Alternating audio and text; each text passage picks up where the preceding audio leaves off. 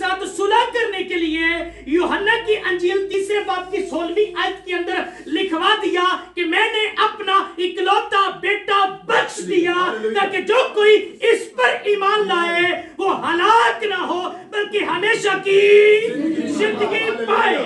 یعنی کہ اس درمیانی کی وجہ سے ہم ہمیشہ کی زندگی پاتے ہیں. اور وہ درمیانی جب دو لوگوں کے درمیان میں ہوگا اس کی وجہ سے ہمارا رشتہ مضبوط ہوگا, گھرانہ مضبوط ہوگا, گھر کے اندر برکت ہوگی اور ہم دن دگنی رات چگنی برکت پائیں گے, ترقی پائیں گے, سرفرازی پائیں گے. لیکن اس کے لیے ضروری ہے دو لوگوں کا متفق ہونا. اس کے لیے ضروری ہے فیملی کا مل کر بیٹھ کر دعا کرنا, پرستش کرنا, ایک مذبح قائم کرنا.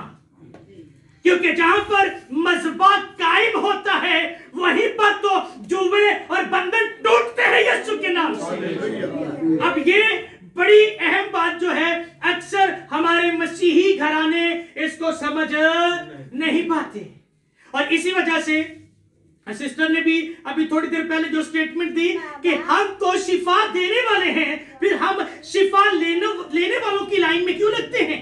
کیونکہ خداوند نے اپنے لوگوں کو, اپنے برگزیدوں کو, اپنے شاگردوں کو اتھارٹی دی. اس نے کہا تو بیماروں کے لیے دعا کرے گا, بیمار ٹھیک ہوں گے, بدروحوں کو ڈانٹے گا, بدروحیں نکلے گی, سانپوں کو اٹھا لے گا, بچھووں کو کچلے گا, ابلیس کی ہر طرح کی قدرت پر تو غالب آئے گا. اور یہ اتھارٹی صرف پترس کے پاس نہیں تھی, یہ صرف پالوس کے پاس نہیں تھی, بلکہ ہر اس مسیحی کے پاس یہ اتھارٹی ہے جو کہتا ہے کہ یسوع میرے لیے قربان ہوا, یسوع میرے لیے ہوا ہے, اور میرا یسوع صرف سامنے والے کسی پادری کا نہیں بلکہ وہ میرا بھی ہے.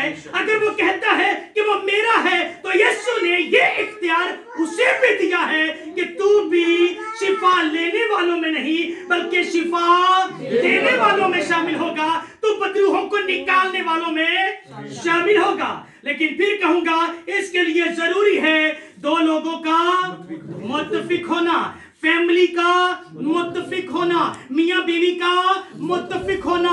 کیونکہ جب متفق ہوں گے تب میرا خداوند یسوع مسیح ان کا درمیانی بن جائے گا, ان کا میڈیٹر بن جائے گا, اور جس کا درمیانی خداوند یسوع مسیح ہو پھر وہ زندگی بابرکت نہ ہو.